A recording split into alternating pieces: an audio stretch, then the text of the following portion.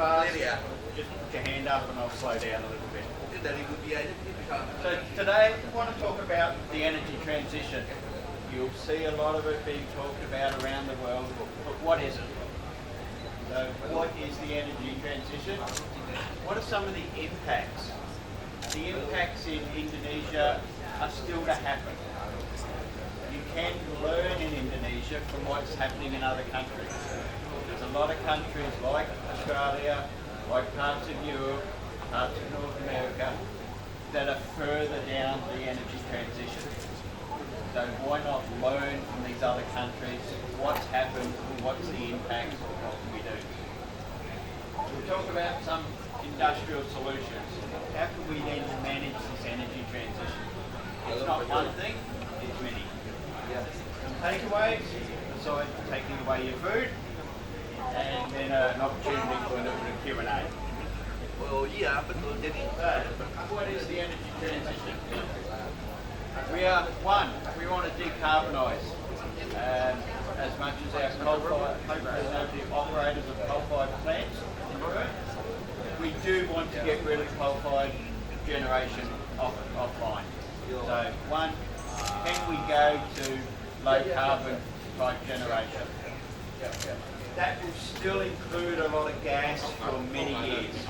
Gas is still carbon based, but it is regarded as a lower option than coal. Obviously wind, but looking outside, you don't get a lot of wind in Indonesia.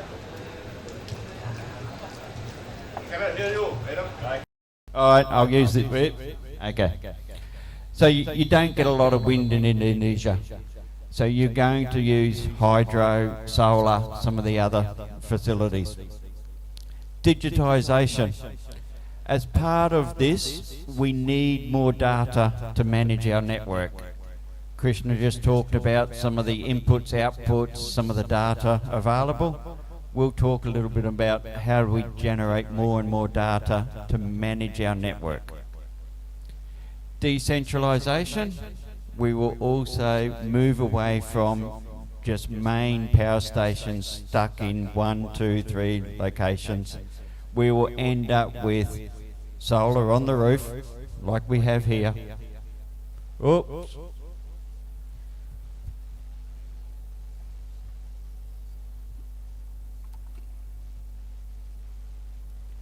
Got it? Decentralised power. So we will end up with solar on people's roofs. We will end up with this small generation, and as Krishna mentioned, prosumers. So people will generate power and use power depending on the time of day. Electrification, you'll see more and more Tesla, various hybrid electric cars around, and they all get plugged in, not 5 o'clock in the afternoon because you're still stuck in Jakarta traffic, but about 7, 8 o'clock at night, all these cars get plugged in. There's a big spike in the network at that time. How do we manage that spike? You still want to turn your air conditioner on, you want to turn your TV on and watch Liverpool beat Everton. All of these things happen, but we need to manage our network and manage our industrial loads. So, we're moving from this nice, easy coal, gas-fired plants to all of this. The sun, for some reason, goes down at 6 o'clock every night, so we lose all our solar generation. The wind comes, goes, so we get fluctuations. We can't stop that. We've got to manage it.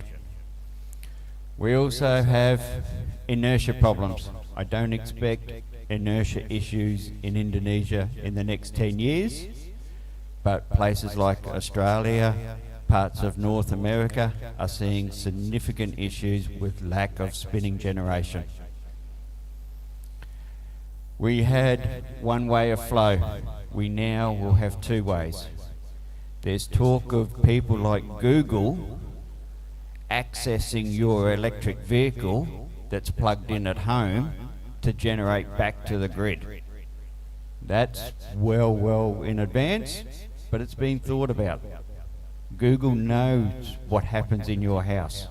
How do they utilise the car that's parked out the front? Because you can get it charged at 2 o'clock in the morning if they can control it. And our load was predictable.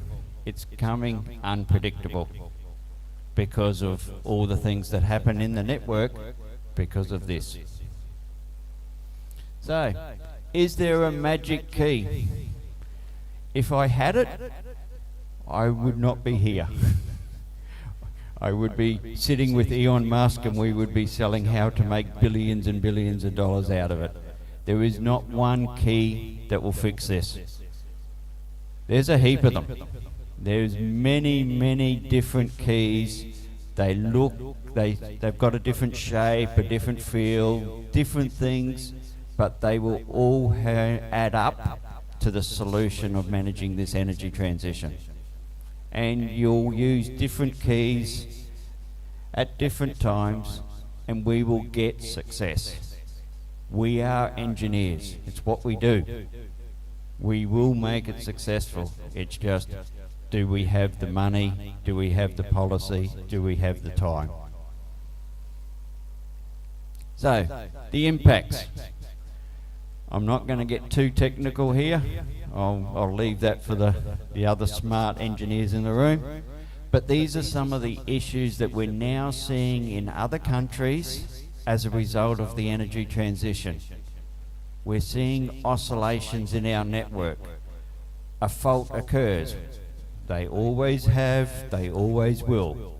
But then you get oscillation in the network, especially resulting from these inverter-based technologies. And it's fine. If those oscillations are damped, the system remains stable. But what happens if those oscillations are not damped and we end up cascading out? We need to manage this situation. Inertia. We're now going to inverter-based technology. All our principles of inertia and how we manage the grid can start to disappear. There's parts of Australia that are now running with zero spinning generation. So they have inertia issues. So they're actually bringing in synchronous condensers to provide inertia. We can manage it. We are engineers, but how do we do it? System strength, particularly with isolated networks or parts of the network towards the end inside an industrial plant.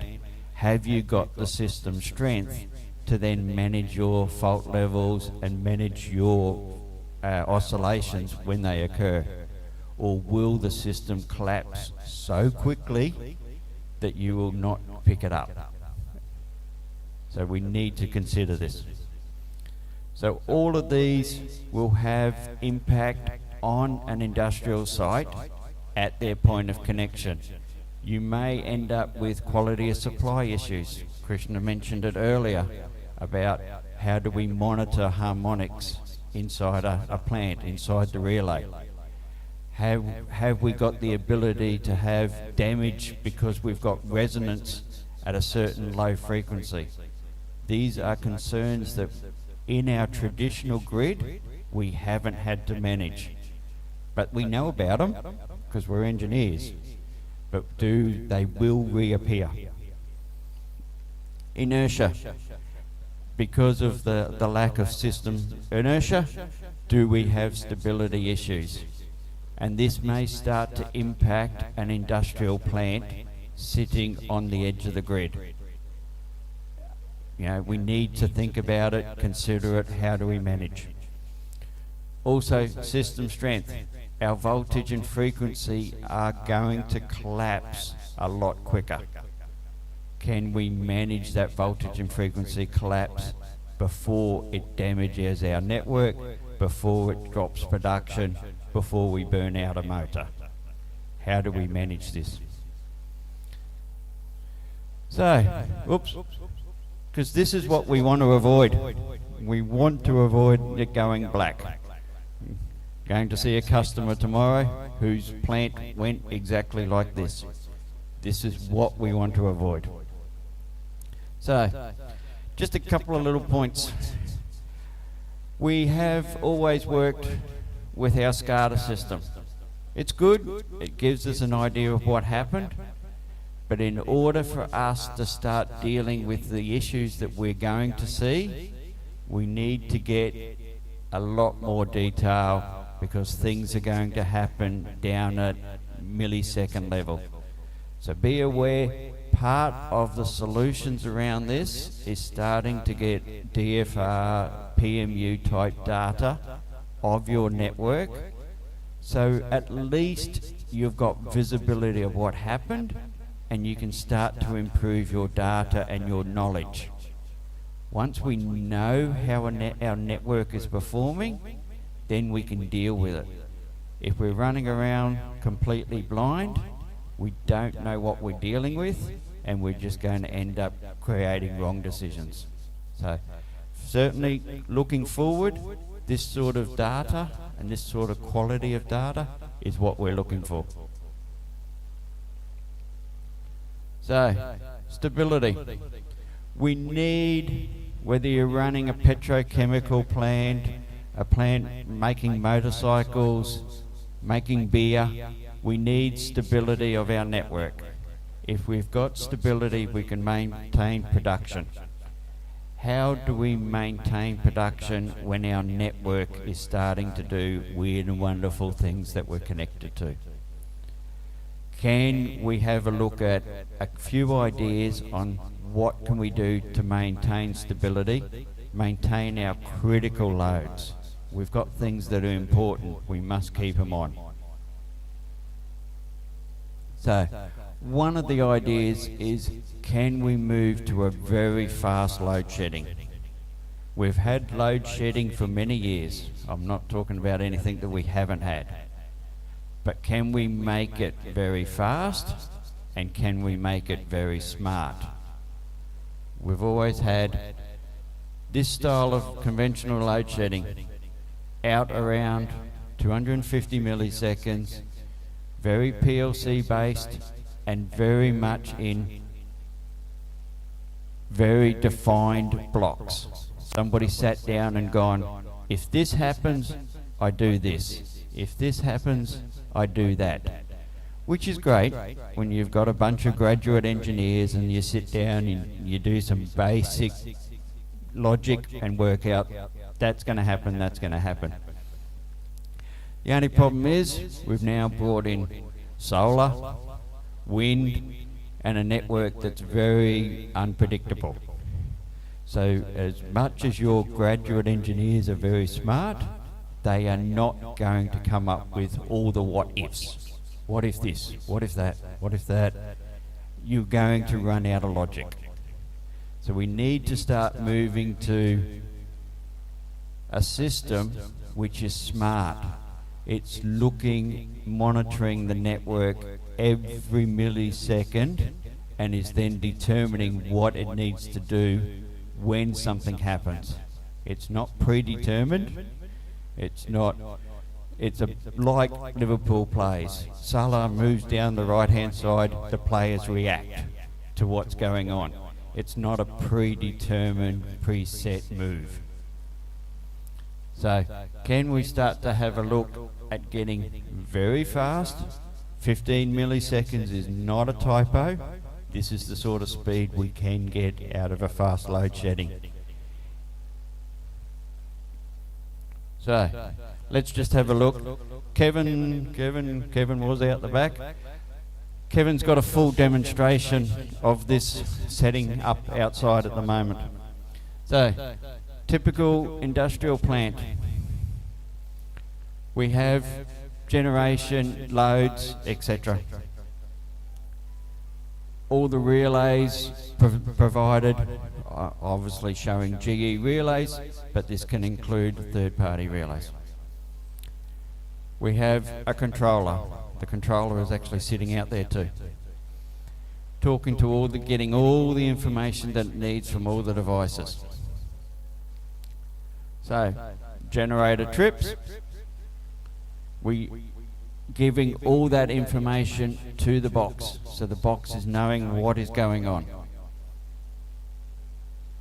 It then is looking at what did I just lose, not a predefined box or predefined load or predefined generation, but what did I actually lose. This generator may be rated at 30 megawatts, but was only generating at 15. So it was only so why shed 30? I only need to shed 15. But this generator was also had 5 megawatts of spinning reserve. So I only need to generate or shed 10 megawatts. So it then can determine what loads I shed instead of going and shedding all of them. So having some smarts into our load shedding. But it's got to happen quick. There's no point in that taking 2 seconds. If that takes 2 seconds, the whole system has collapsed, especially an industrial site where you don't have the system strength. So this is what a system would look like using 61850, which is available in most relays now, and very, very quick, very easy to configure. And we're currently doing these sorts of programs in Indonesia at the moment. The system can set up for a number of loads, number of load groups, so you have that capacity to do quite extensive industrial plants. We're not talking about just a small plant. These are very scalable to very large schemes. And if you get really, really, really big, we can then start to cascade the system to do very big loads. So, continuation of that. So we've got the very fast load shed algorithms. So we've got the smarts. We talked a little bit about a PMU before, starting to give us some data of what's going on the network very quick. You could have your industrial plant with many bus bars connected around, a little bit of generation, maybe a grid connection here or a grid connection here, and this is your network. When you lose one feeder, how do you make sure that this system remains stable? The protection will operate and trip. No issues there. But how do we then make sure that we don't get oscillations around this network and then the whole system collapse? This feeder goes, this feeder, and then the whole thing goes black. How can we interpret and act very quickly using PMU data? So again, it's a feed into the same system we were looking at before when a generator trips. This is then looking at a feeder trip, using that PMU data to see if the signal system is going to dampen or is the system going to cascade away. So we can act again very quickly, utilising the GPG to have a look at the system, what's happening, what generation have I got online, what loads have I got, and what smart decisions I make to make sure the system remains stable. It's not about shedding everything. It's about shedding what do I need to keep stable. So adding some smart. So I've just explained from the next slide. This is what it's looking at. So it's looking for these oscillations. In this case, it was dampening, so it doesn't become unstable because we've either acted or the system itself is okay. But there's other situations that they won't, so you need to determine what's good, what's bad, and act quickly. As an example, this is particular islands in Europe off the French coast. These islands belong to the UK, but very similar. This could be a plant in an industrial plant. This could be another switchboard, and this could be your grid connection. So you have multiple islands or switchboards and connections between them. And your generation could be here, here, and here. And your system needs to talk, communicate. And today it may be set up one way. Tomorrow you might have some PV working at this site. So your network looks different. Do you want to sit down and reconfigure the network every day? No, you don't. You want the system to be smart and handle different configurations, different network, day in, day out. So, just an example of what, in a bigger size, what the system looks like. And you could even have limits. What can these cables handle? So you PLN may have a limit on what can come from the network. These sorts of limits can be put into the system. Also, nice graphical HMI, and if you really want it, can be in bus or Indonesia as well. We have that capability. The system can also be color coded as it is here.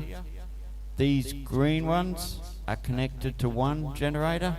The yellow is connected to another. So it can be color coded to tell you instantly, you know what is connected one side, what is connected to the other. Gives your operators good visibility, good awareness of what's happening. Just an overview, and then we're not talking about very simple 1 and 2 bus bar schemes. This is capable of doing multiple bus bars that you could have at an industrial site. And if you've got really good eyes, you can read that. If you haven't, I'll explain it later. So, one of the other things in the energy transition is how do we incorporate some renewables into our grid? Yeah, this is what the energy transition is, the decarbonisation. How do we bring in some renewables? How do we bring in something like solar? It's Indonesia. It gets hot, it gets warm, you get a lot of sunshine. PV is an obvious choice as part of the energy transition for Indonesia. How we've traditionally done solar. We go out, we buy some PV from a country north of a wall here, a couple of thousand kilometres north. They make lots of PV panels. We buy some inverters from various companies, and we then try to control the PV here, and then we have another system here for the substation. Very traditional way of building solar plants, and this is what's being done for the last 10 years. However, can we make it a little bit smarter? Why do we have so many different systems that we then got to manage for the next 10, 20 years? Solar plants are not here for 5 years, return on investments 7, 8 years. How do we make it a bit smarter? Why can we not put all the control in one system? Let it control the inverters. Let it control the tap changer. Make one system do all the work. Then you've only got one system to upgrade, one system to maintain, one system for cyber security. Why create yourself more and more work by having many systems? And then ultimately, this is only showing PV. Why would we not put a battery into that same site? The sun goes down at 6 o'clock in Indonesia, the same as most countries. But you want generation to last 8 till 9 p.m. at night. Ideal, put a battery in here. Then this same system can then maintain and monitor and control the battery. You've then expanded, made it into a hybrid power plant, but you're not redesigning, rebuilding, recommissioning another control system, which you then have to maintain and operate. One system. Make your system smart. Save yourself a lot of heartache. So this could be your PV, and this could be your battery long term. And it may be you then go along and go, oh, we're going to put another stage of PV in from over here. The manufacturer of the inverters could be a different company to this one. But because you've got a control system that's managing all of it, you don't care whose inverters you're putting in. It's independent of that manufacturer. Gives you more power as the owner of the PV on what you build and what you operate. So what you get all your active control, you get all your voltage control, you can put your capacitor bank controls in there, you then can manage your hybrid power plant, and this could be inside behind your connection point in your industrial plant. It could be 300 kilometres away at another site, but you're connecting to the grid. Same principles, but you can then manage the output. So, talked about renewables, we talked about fast load shedding. How do we then start to combine those systems together? These are all little modules. Can I then pull a couple of modules together, start to have my controls? I've got my utility connection, I've got my PV, I've got my battery, my relays continue to exist, I've got relays, I've got all these other devices, and I've got my load. I am now running a microgrid. A microgrid may be a nice tropical island in Indonesia, but it can also be an industrial plant in Indonesia. It doesn't necessarily have to be a beautiful tropical island. It's the same principle. This could be 1 megawatt, it can be 100 megawatts. Principles are the same. So, we have our market connection, so you may be connected to the grid. You may be influenced by PLN's pricing. You've got all your loads, all your generation sources. We can talk to the weather. We can find out what's coming.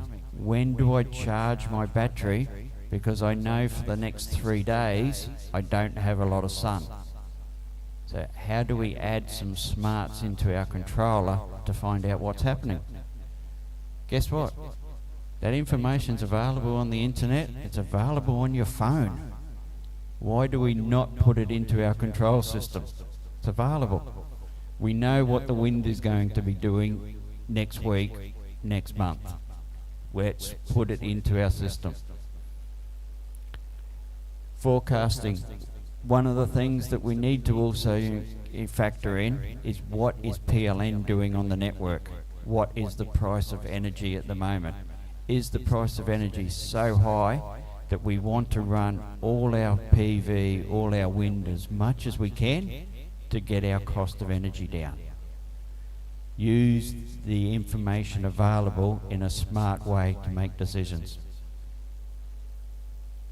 You could also have moving into a microgrid that's in your new capital as you're building it. There may be new buildings going up. They will all have a building management system. Can that be fed into the microgrid controller to say, hey, let's lift the air conditioner temperature up 3 degrees and reduce the load on 5 buildings to reduce my load? Yes, we're moving into the distribution world, but this is the same as an industrial plant. Let's balance and play with our loads. So, again, it's just using smart data that is available. Some of the optimization. Oh, I got 5 minutes. 5 minutes? All right. So, this is the sort of thing we're looking at. We know what our load looks like. We know what the grid price does across the network, especially in some of the markets around the world. The grid prices are very dynamic. Indonesia, you run a very static load profile for grid pricing. Other countries run it very dynamic. This is what your solar forecast could be for your two different plants. How do we then add the smarts to maximise using that solar, minimising this peak, because that's costing us a lot of money.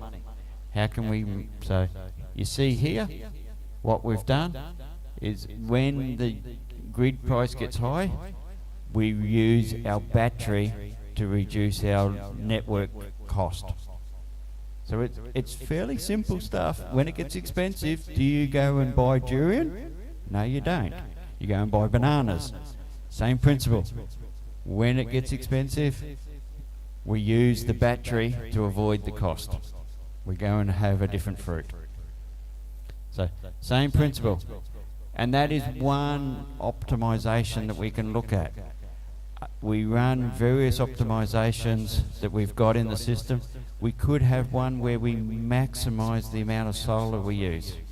And we're not worried about the cost of energy. We want to be green. We want to maximize the solar. So all these optimization schedules are available in this sort of technology. So this is what a microgrid can look like. And lo and behold, we've got all these different modules. This one, we just talked about, sorry. Yeah, sorry. Unplanned islanding, fast load shed. So we've got one of the modules that we talked about. There's the fast load shedding. We've also got the PV, so PV smoothing. Again, it's a module. So we pick and choose which modules we want to use to run a microgrid. That's all the system is. We all have phones. We all go and get this app off the Apple Store and this app and this app. Same principle. We just want this one, and this one. Pick and choose which modules we want to use. And guess what? We are then running a microgrid. We are then doing what we call smart grid. Because we are using intelligence, we are using data, and our system can evolve. So, key takeaways. There are many golden keys. I've talked about 3 today in a short time. There is many of them. We can talk about many others, and we're available to do that. It's finding which of those keys suit you. And it may be one key at the moment, this year. Next year it may be 2 other different ones. Don't go looking for all the keys today. It will evolve over time. And eventually we will get success. We are seeing success in certain countries around managing the energy transition.